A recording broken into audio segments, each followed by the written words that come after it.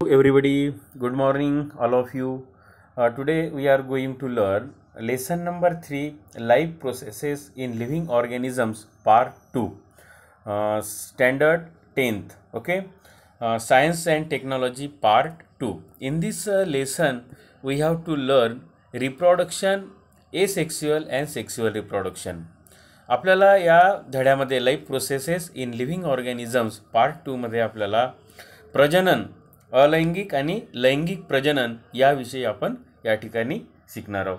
Can you recall सेक्शनमध्ये आपल्याला बघायचं आहे which are the important life processes in living organisms. Living ऑर्गॅनिझम्समध्ये सजीवांमध्ये कोणत्या कोणत्या महत्त्वाच्या जीवन प्रक्रिया कोणत्या आहेत. सजीवांची जीवन प्रक्रिया आपल्याला माहीत आहे. अन्नग्रहणाची जीवन प्रक्रिया असेल, रेस्पिरेशन असेल, रिप्रोडक्शन आहे, ह्या काही महत्त्वाच्या अशा लाईफ प्रोसेसेस आहे. त्यानंतर दुसरा प्रश्न या ठिकाणी आपल्याला विचारला जातो की which life processes are essential for production of energy required by body. म्हणजे आपल्या शरीराला ऊर्जा मिळवण्याकरिता कोणत्या कोणत्या प्रक्रियेची आवश्यकता असते ते आपण पाहायचं आहे. की न्यूट्रिशन जे आहे, न्यूट्रिशनशिवाय आपण एनर्जी जी आहे आपल्या बॉडीला ऊर्जा मिळणारी जी ऊर्जा शरीराला ती त्या प्रोसेसपासून मिळत असते. Which are main types of cell division. Cell division, पेशीचं विभाजन कशा पद्धतीचं होते आणि त्यांचं मध्ये काय फरक आहे ते आपण बघणार आहोत. What is the role of chromosome in cell division. मग ह्या पेशीच्या विभाजनामध्ये पेशीचं जे केंद्रक असते त्यामध्ये असणारे जे क्रोमोझोम्स असतात, गुणसूत्र असतात, त्यांचा काय रोल आहे. What is the role of chromosomes आणि क्रोमोझोम्समुळे काय घडून येतं हे पण आपल्याला यामध्ये अभ्यास करायचा आहे. यापूर्वीच्या वर्गामध्ये सुद्धा आपण life processes of living organisms we learn all those life processes. That is nutrition. महत्त्वाची कोणत्या कोणत्या लाईफ प्रोसेस आहे जीवन प्रक्रिया. Nutrition, respiration, excretion, sensation and response, control and coordination, reproduction. These are the main life processes of living organisms, are essential to each living organism to remain alive. म्हणजे सजीवांना सजीव राहण्याकरिता ह्या सर्व प्रक्रियेची आवश्यकता असते. Beside these life processes one more life processes occur in living organism. It is reproduction. महत्त्वाची सर्वात कोणती आहे? रिप्रोडक्शन आहे. तर reproduction does not help the organism to remain alive but it help to maintain the continually of the species of that organisms. म्हणजे सजीवांना जीवन जगण्यासाठी reproduction जे आहे, पुनरुत्पादनाची तेवढी आवश्यकता नसली तरी आपली जे काही स्पेसीस असेल, आपल्या ज्या काही प्रजाती असते, तिचं अस्तित्व टिकवण्यासाठी रिप्रोडक्शन महत्त्वाची भूमिका बजावते. या ठिकाणी तुम्ही आकृती बघू शकता. ऑब्झर्व दिस पिक्चर आणि tell the life processes which you can identified in the first diagram which is the life processes. Then second life processes बघायचे आहे, C and D life processes. Some life processes are here. We can find out in life processes in plant. Then second is in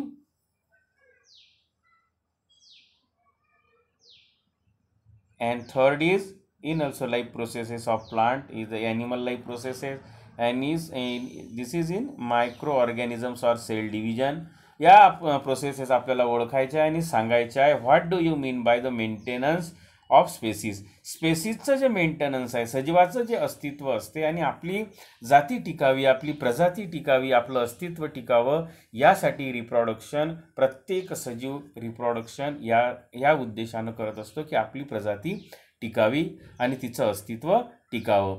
weather the new organism is genetically exactly similar to earlier one that has produce. मग त्यांचं जे ऑर्गॅनिझममध्ये genetically जे similarity आहे, जैविक जे त्यांच्यामधले गुण असतात सारखेपणाचे, ते त्यामध्ये असतात का. Who determine whether the two organisms of species will be exactly similar or not. म्हणजे आपले जे सजीव असतात, सजीवांमधल्या ज्या एक सिमिलॅरिटी असते, सारखेपणा, हे कोण डिटरमाइन करते, कोण ठरवतं की म्हणजे पॅरेंटमधलं ऑफस्प्रिंगमध्ये कशा पद्धतीनं सारखेपणा दिसून येतो.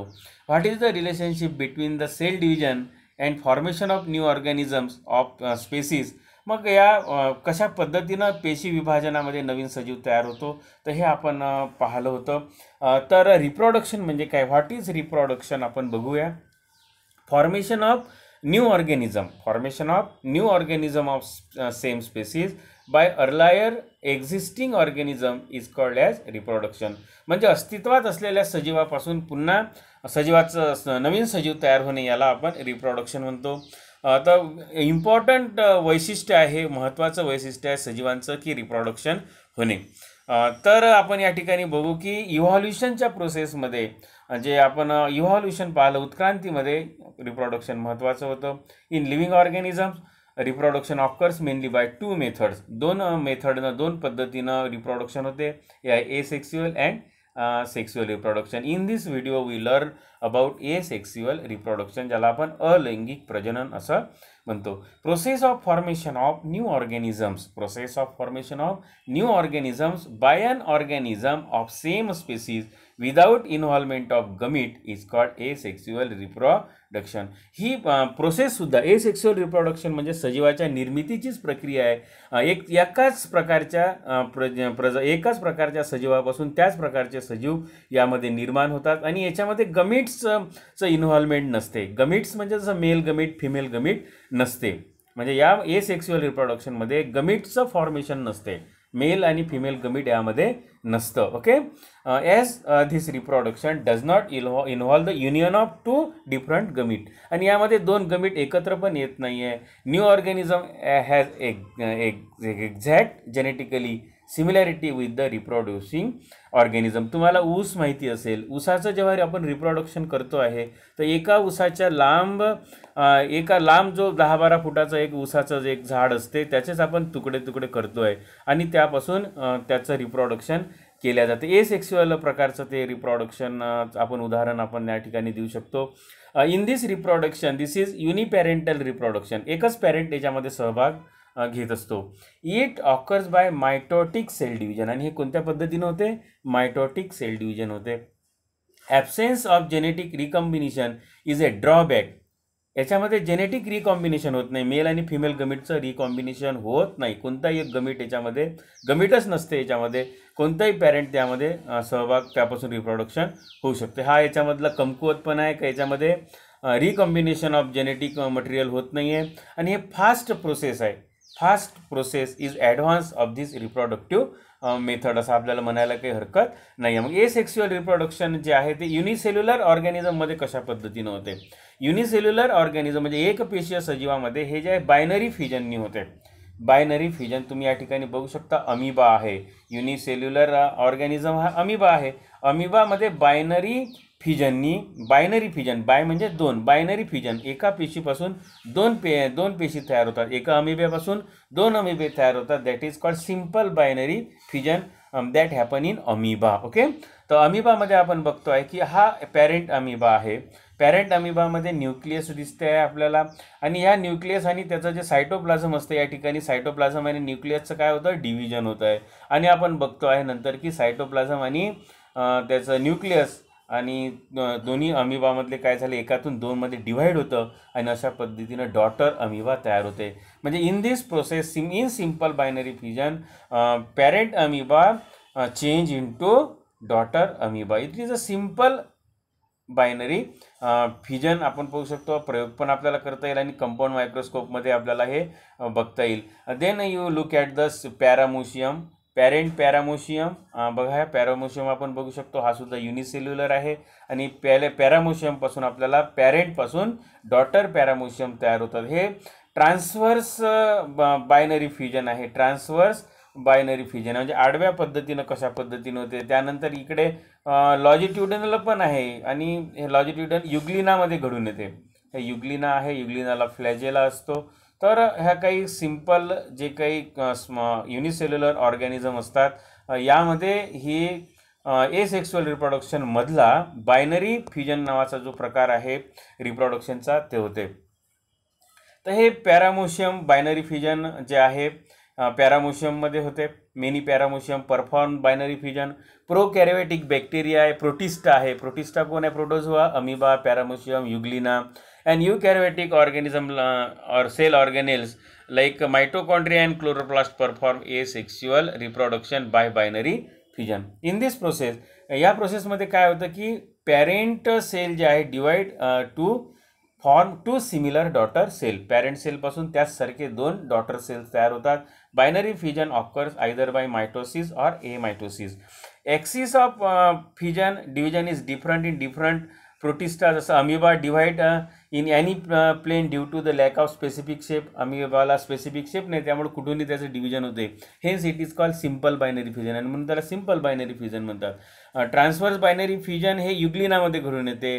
लॉजिट्युडिनलमध्ये आपण युग्लिनामध्ये होते. ओके, तर आपण ह्या ठिकाणी binary fusion is usually perform by living organism during favourable condition. म्हणजे जेव्हा अवेलेबल असते फूड वगैरे, फूड मटेरियल, त्यावेळेस हे सिम्पल बायनरी फ्युजन घडून येते.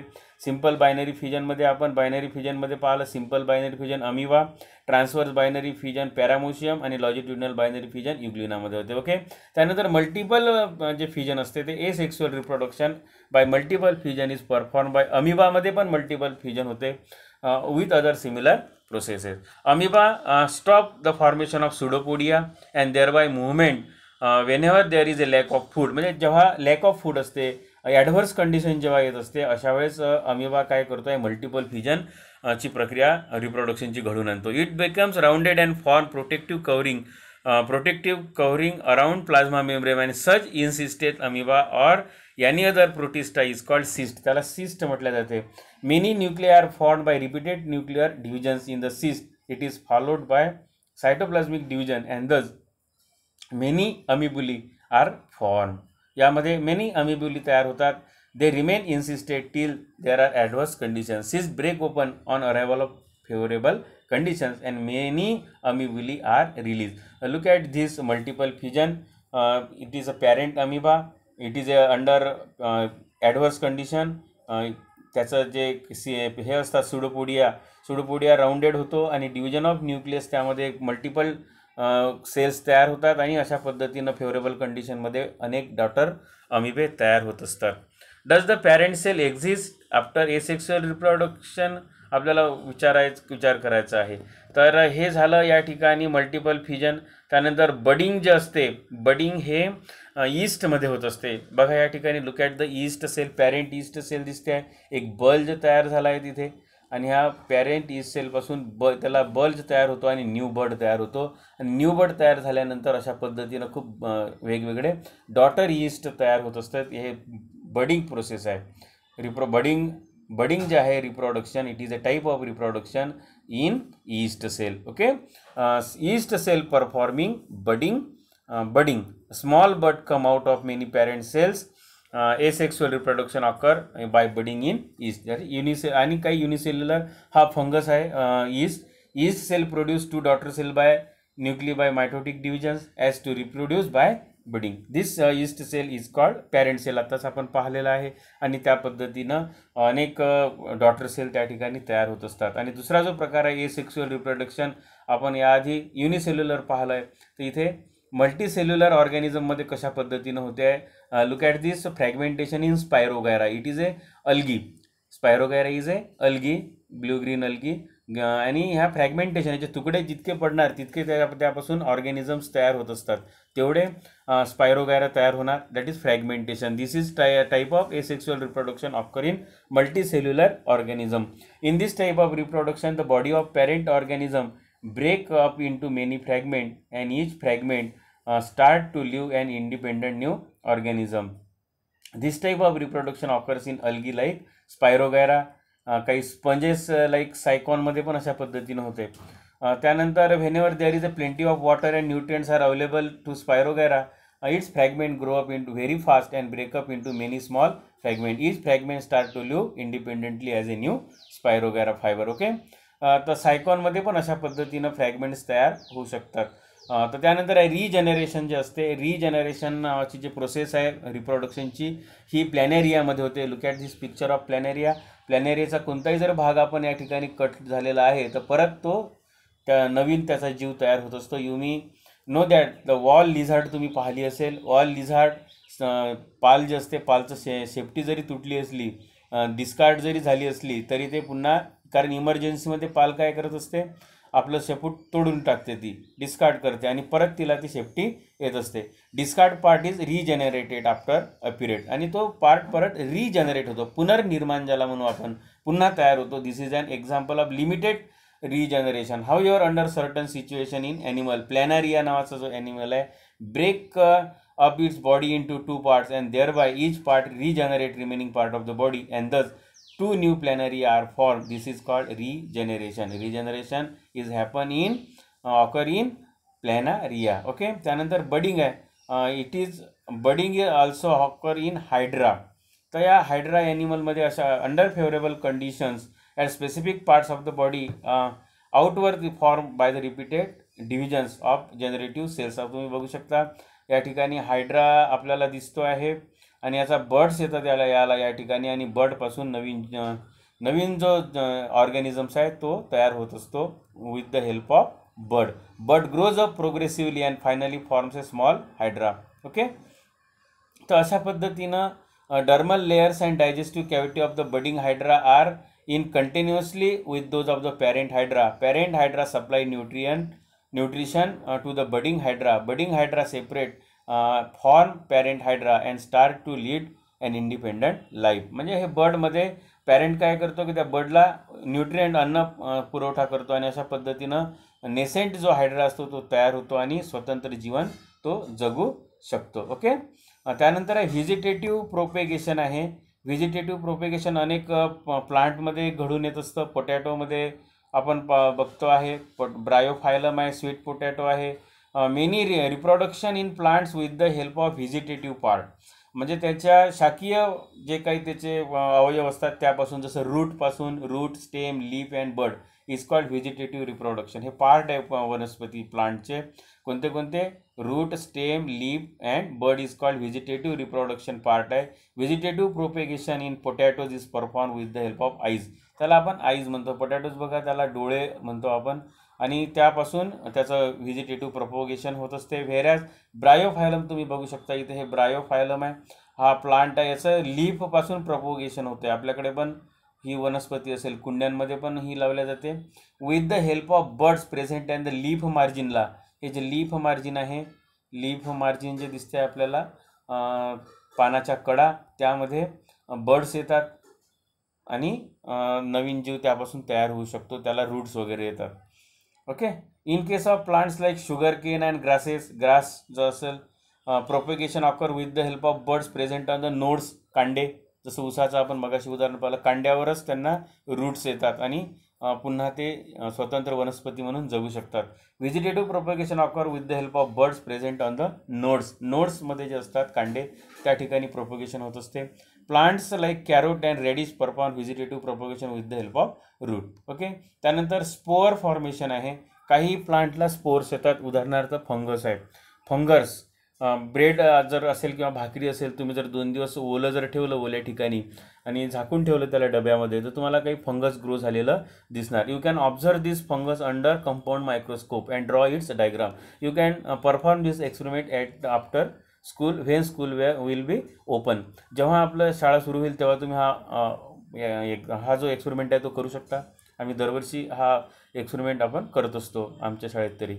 फंगस लाईक म्युकर आपल्याला दिसतो आहे इथे, जो ब्रेड किंवा भाकरीवर, पोळीवर वाढतो. ह्या फिलामेंटस बॉडी आपल्याला दिसते या ठिकाणी, फिलामेंटस बॉडी दिसते आहे. दे हॅव स्पोरेंजिया, हे स्पोरेंजिया आहे ज्यामध्ये स्पोर्स असतं. Once the spores are form, sporangia burst and spores are released. Spores germinate in moist and warm places and new fungal colony is formed. जेव्हा हे जे fungus sporangia असतं पूर्ण वाढ होते, त्यामधून स्पोर्स बाहेर पडतं आणि स्पोर्स जे असतं ओलसर ठिकाणी, ज्या ओलसर ठिकाणी ते पडले हवेतच विकृत असतात. त्यांचे काम, स्पोर्स खूप सूक्ष्म असतात आणि हलके असतात ते, आणि ते जर्मिनेट होऊन त्यांची फंगलची कॉलनी तयार होते. आणि अशा पद्धतीनं आपण हे स्पोर फॉर्मेशन आहे.